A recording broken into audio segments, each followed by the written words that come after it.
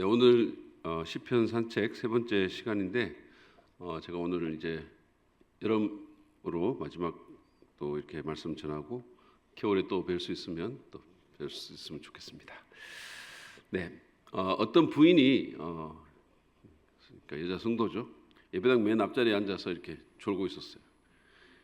근데 이제 목사님이 설교하면서 거슬리니까 이렇게 그 옆에 딸이 앉아 있는데 딸한테 자꾸 신호를 보냈는데 뭐 이게 요지부동인 거예요. 그래서 그 목사님이 나중에 이제 도저히 안 돼가지고 참을 수가 없어가지고 마이크로 그거 좀 깨세요 이렇게 얘기를 했어요. 소리를 쳤어요. 그랬더니 놀란 부인이 눈을 뜨더니 이렇게 말합니다. 자기가 재워놓고 왜 또 깨래? 이렇게 그렇게 얘기했다는 거예요. 이 부인처럼 적지 않은 성도들이 뭐 누가 어떻게 했든 잘못된 떠나서 예배 때 졸거나 뭐 딴짓을 합니다. 근데 우리가 이런 식으로 예배를 드리면 우리의 신앙과 삶은 결코 성장할 수가 없을 것입니다. 그리고 우리 삶도 그럴 것입니다. 제가 오늘 그 더 나은 예배, 더 나은 인생이라는 제목으로 시편 96편 말씀을 살펴보기를 원하는데요.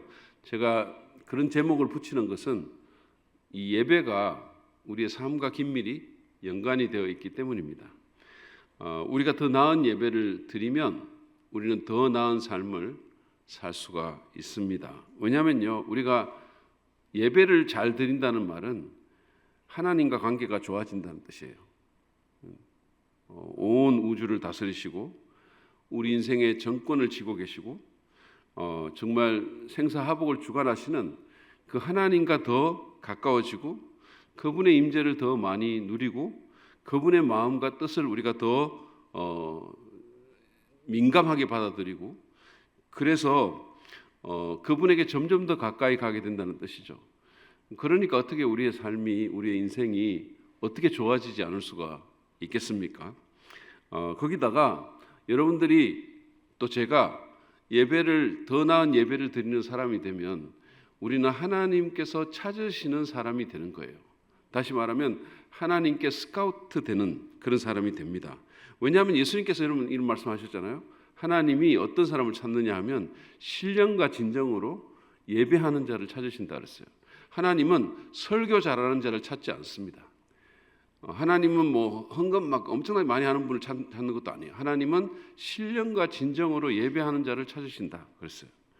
그러니까 우리가 예배를 잘 드리면 하나님의 찾으시는 사람이 되죠. 하나님께 스카우트가 되죠. 그러면 그 하나님이 우리를 가만 놔두시겠습니까? 우리를 귀하게 쓰시겠죠. 그뿐만이 아닙니다. 우리는 예배를 위해서 창조되었기 때문에 진짜 우리가 예배를 잘 드리게 되면 우리 인생의 목적이 이루어지게 되는 것이기 때문에 우리 안에 그 무엇과도 비교할 수 없는 그 어떤 것도 채울 수 없는 만족이 또 충족감이 기쁨과 평안이 우리를 채우게 될 것입니다. 그러니 어떻게 우리가 삶이 좋아지지 않겠습니까? 그래서 여러분 한번 이 시간에 스스로에게 한번 질문해 보세요. 나는 어떤 예배자인가? 정말로 내가 하나님이 받으시는 그런 예배를 내가 드리는가? 여러분 우리가 예배를 드린다고 그 예배를 하나님 다 받으시는 거 아니잖아요. 성경에 보세요. 가인과 아벨이 같이 예배를 드렸지만 하나님이 한 사람의 예배는 받으시고 또 다른 사람의 예배는 받지 않으셨어요. 그러니까 우리가 오늘날 수많은 그리스도인들이 예배당에 앉아서 예배를 드린다고 그 예배가 자동적으로 하나님이 다 받으시는 예배가 되는 건 아니잖아요. 그러니까 정말 내가 하나님 받으시는 예배를 드리고 있는 건지 한번 질문해 보십시오. 여러분은 예배할 때 예배의 기쁨과 감격을 정말로 누리십니까? 예배가 여러분의 삶을 더 낫게 만듭니까? 아니면 예배와 삶이 그냥 따로 놀고 예배는 뭐 그냥 하나의 종교 행사가 되었고 내 안에 이 생명력이 하나님을 아는 기쁨과 생명력이 어느새 사라져 버렸습니까? 만약에 그렇다면 우리의 예배는 반드시 더 좋아져야 합니다. 그래서 우리의 삶도 더 좋아져야 돼요. 그럼 우리가 어떻게 그렇게 될 수 있을까?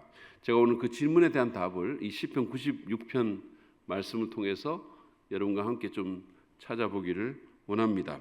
이 시편 96편은 하나님을 경배하고 찬양할 것을 촉구하는 그런 시편입니다. 이 시편은 네 부분으로 나눌 수가 있는데 1절부터 3절까지에서 시인은 온 땅이 하나님의 구원과 영광을 찬양하라라고 그렇게 말합니다.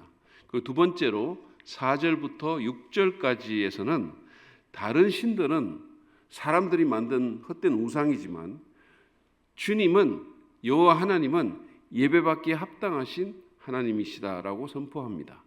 그리고 7절부터 10절까지에서는 만방의 민족들이 하나님의 통치를 받고 인정할 것을 권면하고 있고, 그 다음에 11절부터 13절까지는 모든 민족이 정의와 진리로 다스리시는, 그리고 심판하시는 하나님의 임하심으로 인해서 기뻐하라고 권유합니다. 이렇게 구성된 시편 96편은 더 나은 예배를 통해서 더 나은 삶을 살고 싶은 우리 모두에게 예배의 향상을 위한 신적 통찰력을 제공하고 있습니다. 이 시편을 근거로 정말 삶을 바꾸는 더 나은 예배를 드리기 위해서 우리가 알아야 될 몇 가지 교훈을 함께 좀 나눴으면 좋겠습니다. 먼저 우리가 더 나은 예배를 드리려면 우리는 하나님을 날마다 새롭게 경험해야 합니다. 날마다 하나님을 새롭게 경험해야 합니다.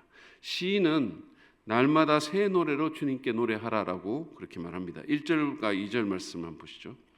새 노래로 여호와께 노래하라. 온 땅이여 여호와께 노래할지어다.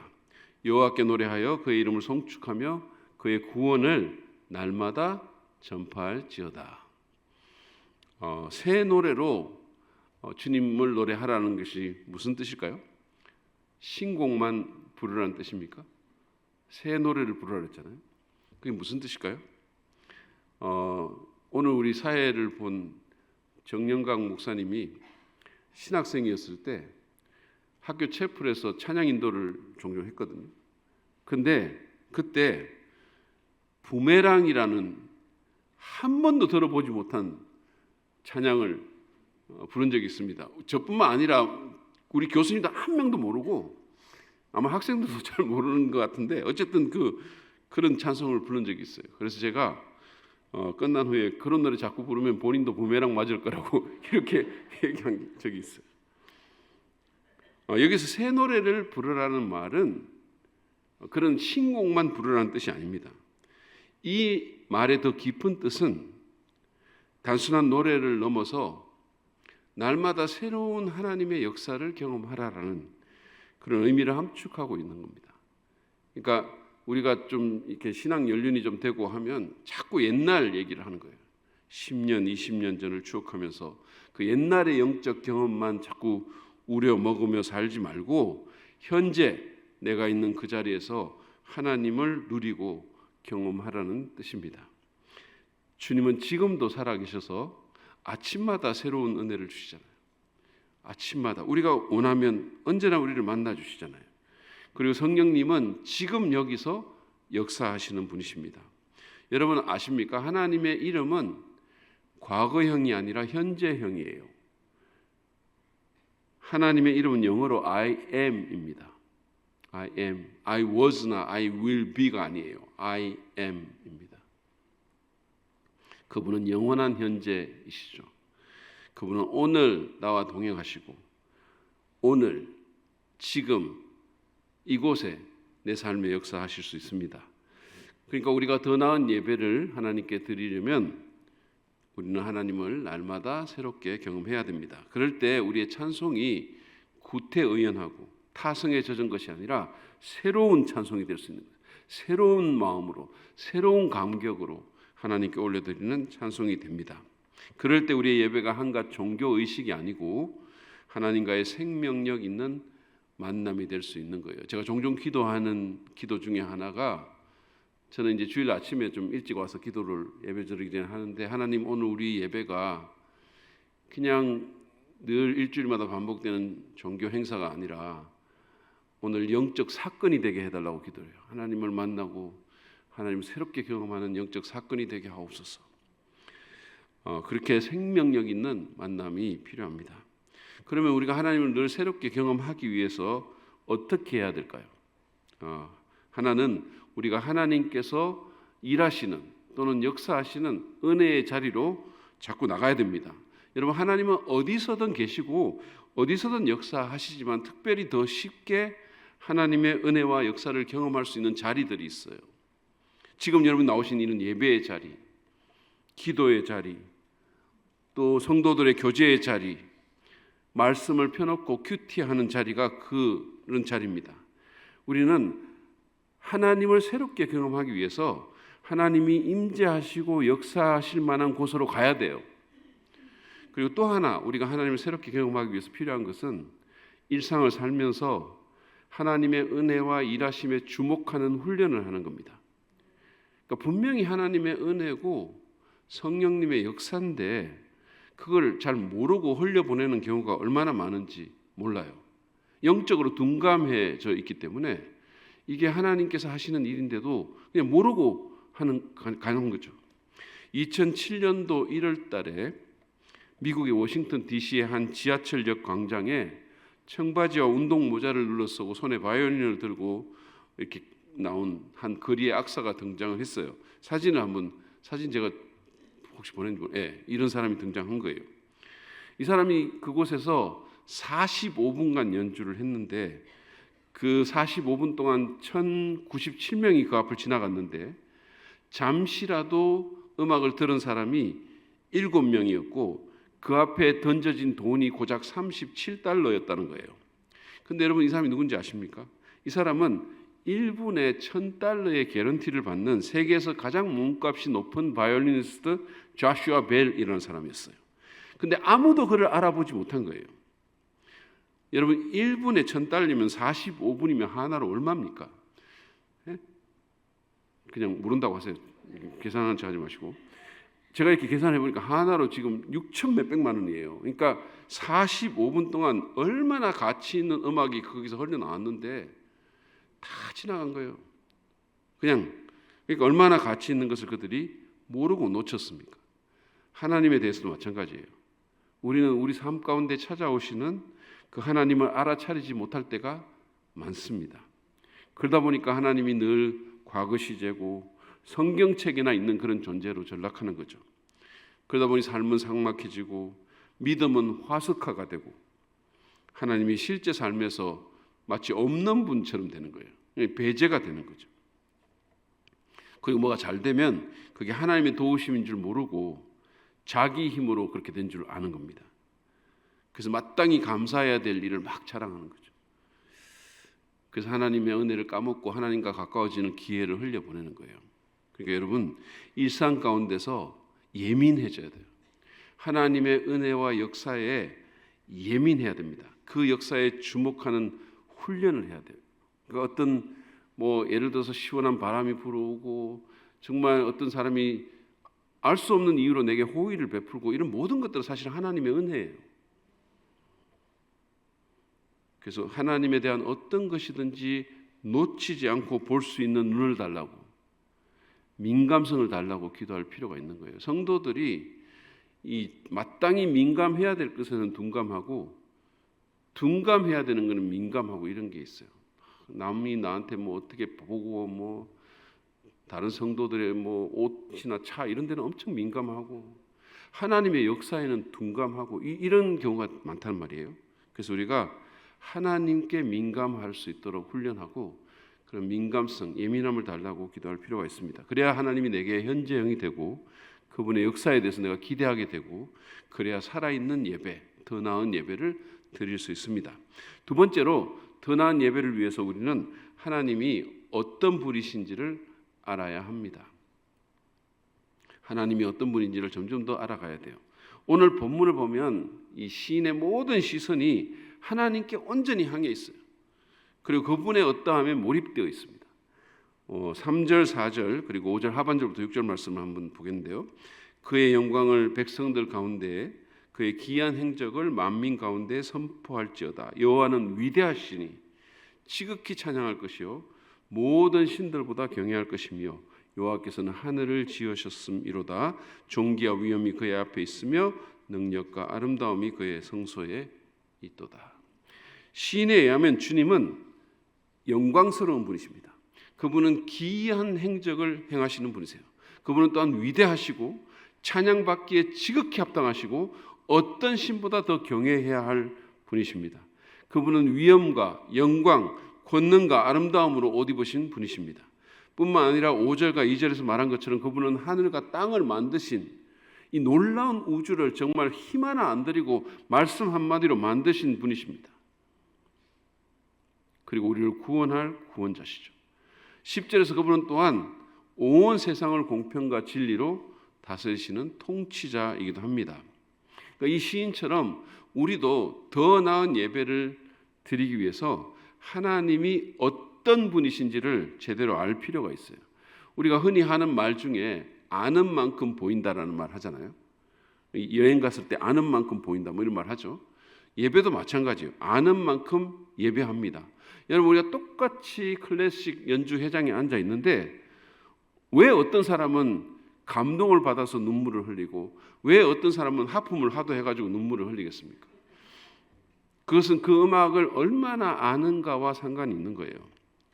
제가 하나님을 안 믿었을 때, 하나님을 거의 알지 못했을 때 예배는 제게 아무런 의미가 없었고 예배만큼 지루한 게 없었어요. 제가 초등학생 때 외할머니의 손에 이끌려가지고 고신측 교회를 갔거든요.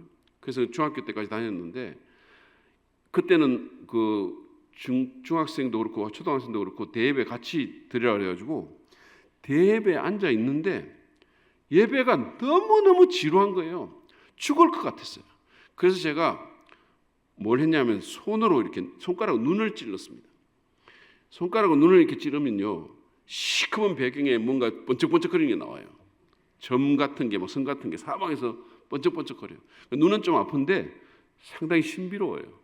그래서 제가 계속 너무 지루해가지고 계속 눈을 찔렀습니다. 여러분도 나중에 한번 해보시기 바랍니다. 아무튼 하나님을 잘 모르니까 이 예배 자체가 안 되는 거예요. 예배가 아무 의미가 없는 거예요. 여러분 우리는 하나님이 어떤 분인지를 제대로 알아야 됩니다. 그러기 위해서 우리는 성경 말씀을 읽고 공부할 필요가 있는 거예요.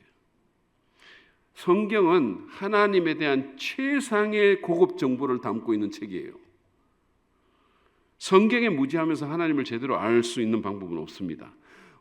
한국 교회의 문제점 중에 하나가 뭐냐면 이 성경과 자꾸 상관없는 신앙생활을 하려고 하는 분들이 많아요.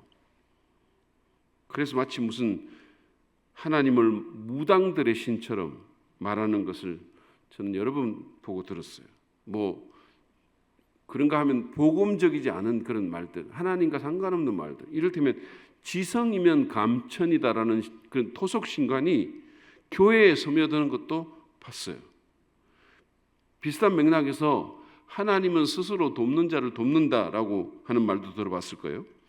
이 문구를 인용해서 대표기도 하는 자들까지도 있습니다. 스스로 돕는 자를 돕는다고 하신 하나님, 하나님이 언제 그런 말 하셨어요? 여러분 하나님은 스스로 돕지 못하는 사람을 돕는 분이세요. 하나님은 우리에게 은혜를 베푸시는 분이십니다. 이 모두가 성경의 무지에서 생긴 하나님에 대한 오해들이에요. 저는 여러분 모두가 하나님을 더 잘 아시기 위해서 성경 말씀을 읽고 공부하시기를 원합니다. 어떤 분이 제가 아는 어떤 성도님이 이제 여자 성도님이신데 40대에 어떤 얘기를 들었냐면 아니 성경을 적어도 자기 나이만큼은 읽어야 되지 않겠냐 이런 말을 들은 거예요. 그러니까 그분이 40대니까 적어도 40번은 성경 통독을 해야 되지 않냐 이 말을 들었어요. 그런데 대부분의 사람들은 그런 말 듣고 그냥 흘려버리잖아요. 그런데 이분이 그 말에 엄청 도전을 받은 거예요. 내가 이 나이 되도록 성경 한번 제대로 못 읽었구나. 아니 자기 나이만큼은 읽어야 된다고 하는데 그래서 그분이 그때부터 통독을 시도를 했는데 지금 70대 초반이신데 100독도 더 했다는 말을 들었어요. 성경 말씀을 읽고 공부하십시오.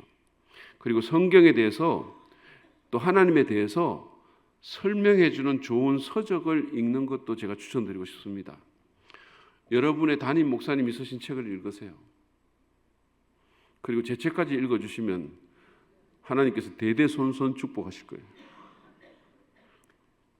그리고 무엇보다도 내 삶을 통해서 역사하시는 그 하나님을 실제적으로 경험하고 그분에 대해서 살아있는 지식을 더해가는 것도 필요합니다.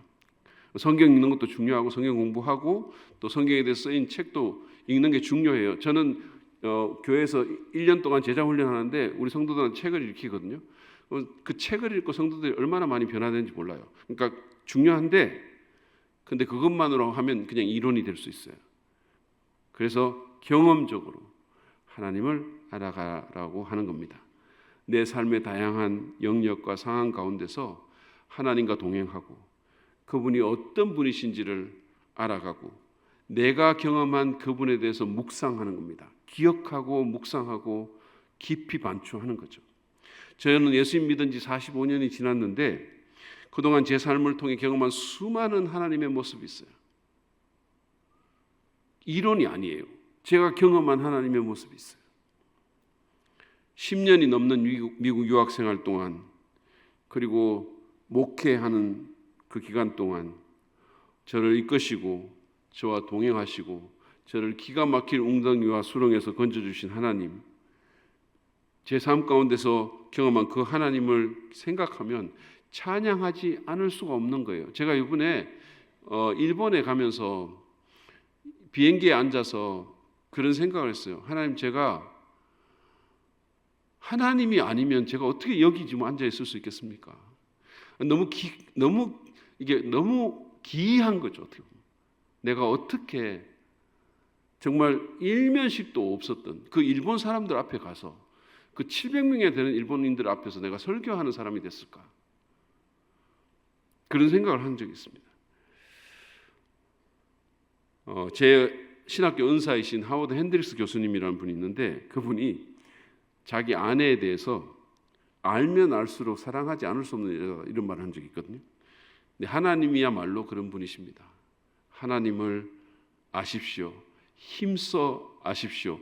그분을 아는 것이 여러분 인생의 최고의 열정이 되시기를 축복합니다.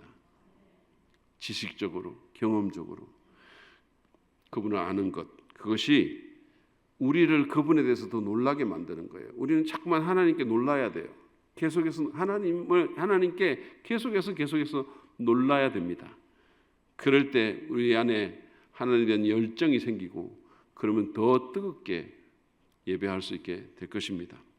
세 번째로 우리가 더 나은 예배를 드리려면 우리는 우리 삶 속에서 우상을 제거해야 합니다. 하나님이 아닌 다른 우상들을 제거해야 돼요. 시편 기자는 하나님과 열방의 다른 신들을 비교하면서 다른 신들은 헛된 우상일 따름이다라고 말합니다. 5절 상반절 보시죠.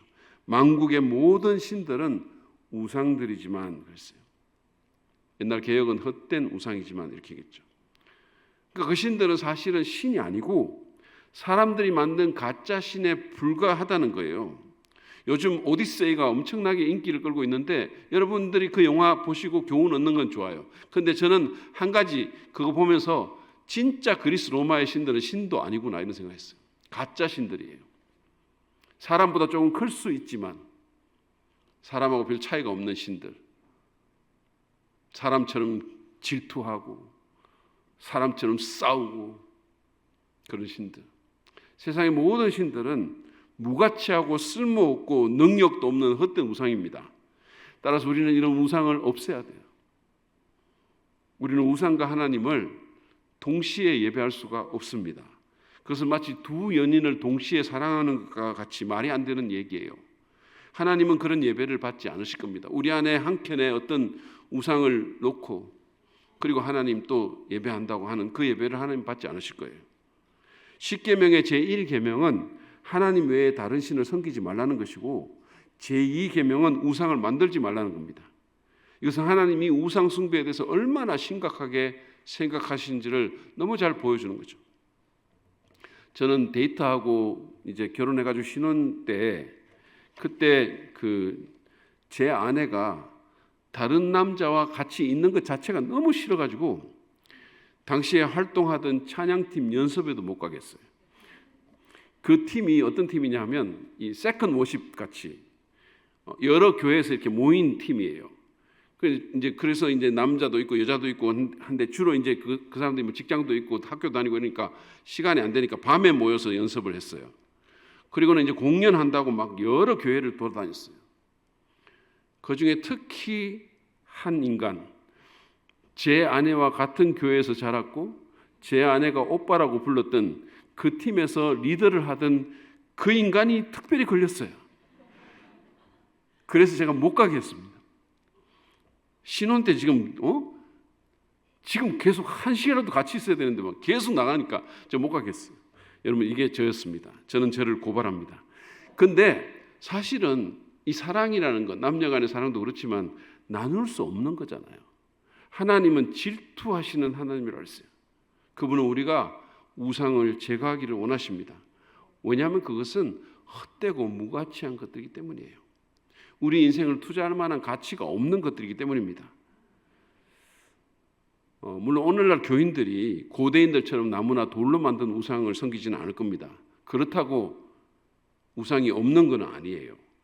팀 켈러라는 사람이 이런 말을 했습니다. 우상이란 우리가 어떤 것을 보고 내가 만약 저걸 가지면 내 인생은 의미가 있게 될 거야.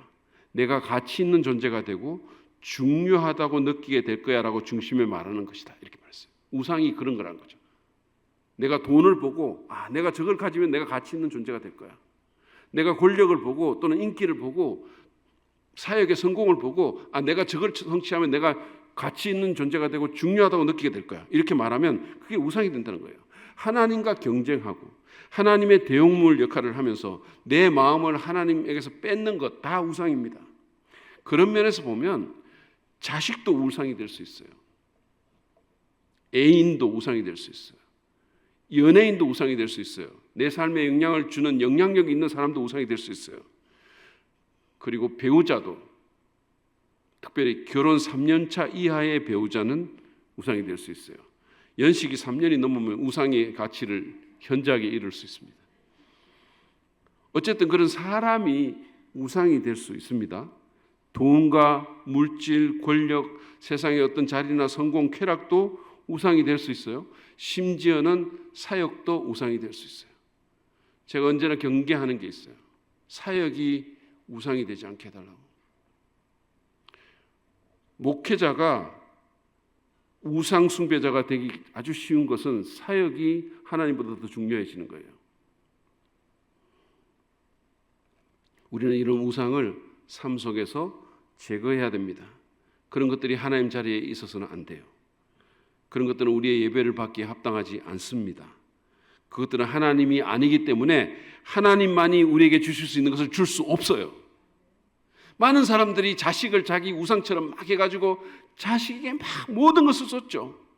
그런데 자식은 하나님이 아니기 때문에 그가 원하는 것을 줄 수 없어요. 그래서 만약에 그것을 우상으로 삼고 막 하는 사람들 있잖아요. 결국은 그것으로 인해서 철저하게 실망합니다. 우리가 만약에 우상을 마음에 품고 하나님보다 우상을 더 소중히 여긴다면 우리 인생은 하나님의 참 축복을 누리지 못할 것이고 그냥 그 우상의 수준에 우리가 머무르게 될 것입니다. 그리고 결국은 그 우상에게서 철저히 실망합니다. 그게 뭐든지 간에 성공의 우상이든 돈의 우상이든 사람의 우상이든 사랑의 우상이든 철저히 실망합니다. 여러분에게는 우상이 없으십니까? 하나님과 경쟁하고 내 마음의 중심에 자리 잡고 있는 것은 없습니까? 나도 모르게 늘 그것에 대해서 생각할 뿐만 아니라 그것이 없으면 삶의 의미가 없다고 여기는 무언가가 있으십니까? 그러면 그게 우상입니다. 그런 것들을 마음의 중심에서 끌어내려야 돼요.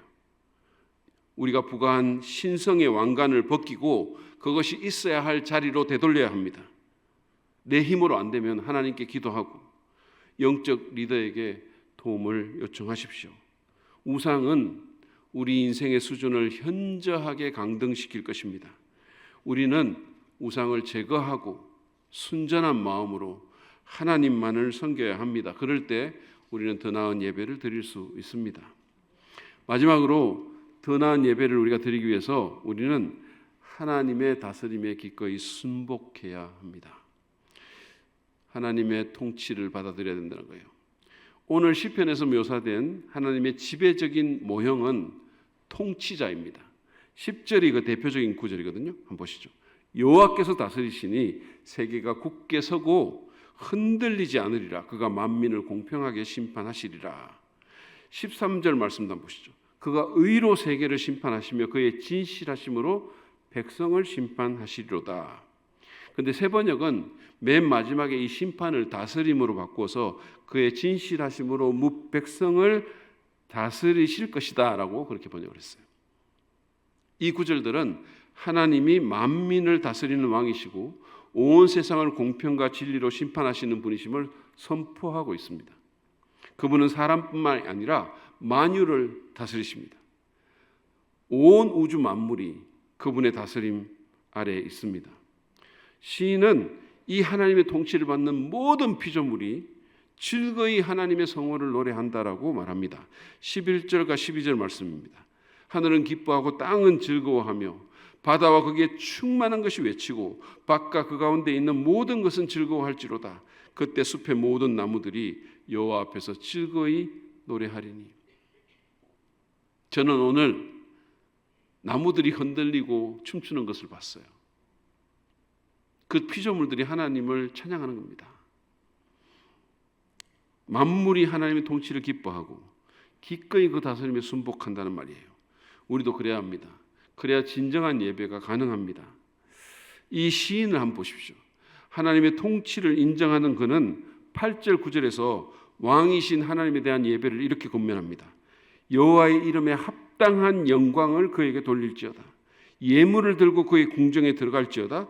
아름답고 거룩한 것으로 여호와께 예배할지어다. 온 땅이여 그 앞에서 떨지어다. 하나님을 경외하라는 거예요. 하나님께 놀라고 하나님을 경외하라는 겁니다. 하나님의 가치, 하나님의 그 위엄에 합당한 영광을 그분께 돌리라라고 권면합니다. 여러분, 예배는 단순한 감정적 유의가 아니에요. 진정한 예배는 우리 삶에서 하나님을 높이는 방식으로 살아갈 때 완성이 됩니다. 바울은 로마서 12장 1절에서 우리 몸을, 너희 몸을 그랬죠? 하나님이 기뻐하시는 거룩한 산 제물로 드리라고 했어요. 그럴 때 그것이 하나님이 받으시는 영적 예배가 된다 그랬습니다. 그러므로 우리는 우리의 삶에서 하나님의 다스림에 기꺼이 순복해야 됩니다. 내 뜻이 아니라 하나님의 뜻이 이루어지기를 구하고 내 생각이나 세상의 방식이 아니라 하나님의 말씀에 순종해야 돼요. 이곳에서도 정말 하나님으로 가득 찬 예배를 드려야 되지만 나가서도 하나님을 높이는 삶을 살아야 된다는 거예요. 그분의 다스림에 복종해야 된다는 겁니다. 흔히 그러잖아요. 교인들이 예배 잘 드리고 주차장에서부터 이게 그냥 딴 사람이 돼가지고 그냥 그래서 주차장에서 그냥 운전하는 이 손이 구원을 못 받아가지고 막 그냥 이런 말들 하잖아요. 제가 그런 얘기를 들었어요. 진짜로 교회에서 주차 사역하는 분들은 영성이 제일 좋아야 된다고. 쉬운 일 아니죠, 사실. 나가서도 하나님을 높여야 돼요. 제가 수년 전에 이 미국 대학생들의 모임인 이 패션 집회라는 게 있거든요. 그 대학생들 수만 명이 모이는 거예요. 근데 그 집회에서 아마 여러분 아실지 모르겠지만 맷 레드먼이라든지 크리스 탐린이라든지 아주 유명한 CCM 가수들이 있는데 그 사람들로 구성된 찬양팀이 우리 하나님이 다스리시네라는 찬양을 하는 거예요. 그 모습을 영상으로 본 적이 있어요. 근데 무대가 중앙에 있었는데 우리 하나님이 다스리신다고 찬양하는데 이 밑에서부터 하얀 천이 사방에서 올라오더라고요. 그러더니 찬양팀을 완전히 가려버렸어요. 무대에 있는 사람들이 완전히 다 가려지고 마치 지성소를 연상케 하는 그 정사각형의 막 안에서 우리 하나님이 다스리시네라는 노래만 울려 나오는 거예요. 나중에는 악기 소리도 마이크 소리도 없어지고 조명도 꺼지고 수만 명의 청중들이 예배자들이 외치는 우리 하나님이 다스리시네라는 소리만 그 공간을 가득 채웠어요. 너무너무 감동적이었습니다. 사람들은 사라지고 하나님의 통치와 영광만이 드러나는 것 같았어요. 하나님 정말 왕으로 거기 계시는 것 같았어요.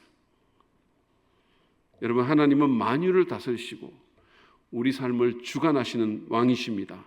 그러므로 우리는 그분의 통치에 순복해야 돼요. 그분의 말씀에 복종해야 돼요.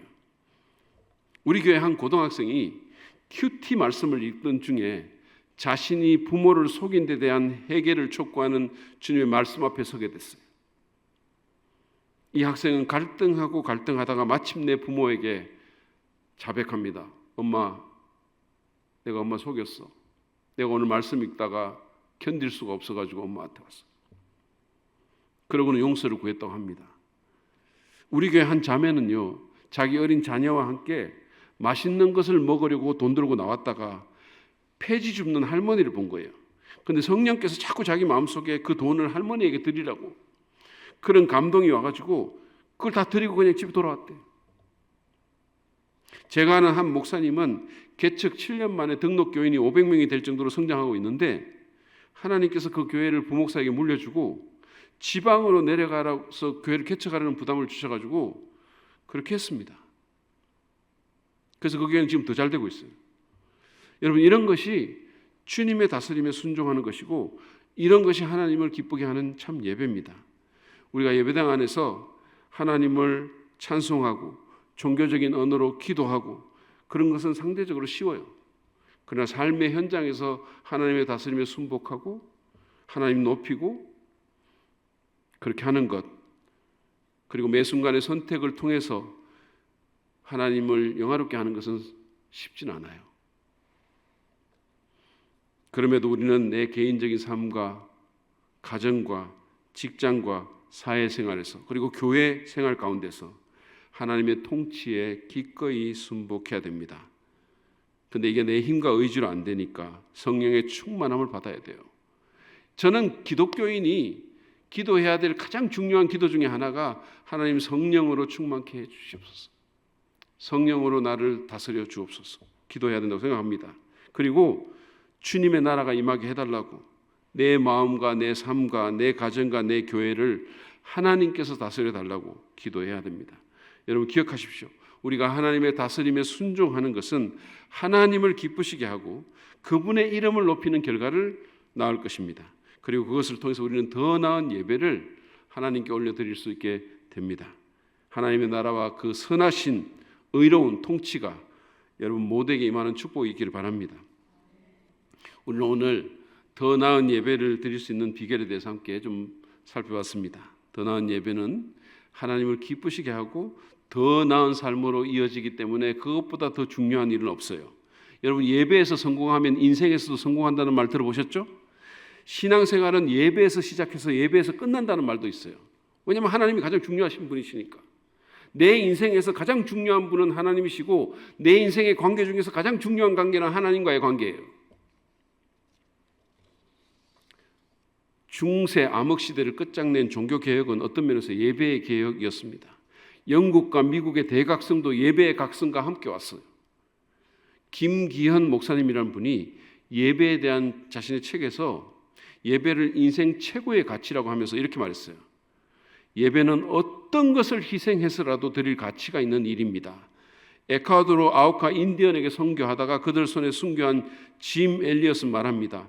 영원한 것을 얻고자 영원할 수 없는 것을 버리는 자는 바보가 아니다. 예배하는 사람만이 가치 있는 인생을 살았다고 회고할 것입니다. 그렇습니다. 예배가 우리의 인생을 가치 있게 만듭니다. 예배가 우리의 영감이고 힘이고 경쟁력이에요. 꼭 기억하십시오. 예배가 우리 그리스도인의 경쟁력이에요.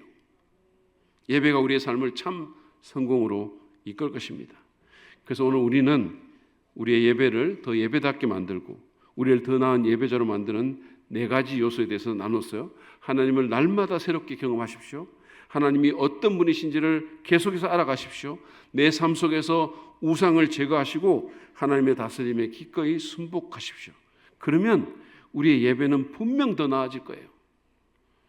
그리고 하나님께서 기뻐하시고 여러분을 찾으실 것이고 우리 세상 교회를 놀랍게 쓰실 것입니다.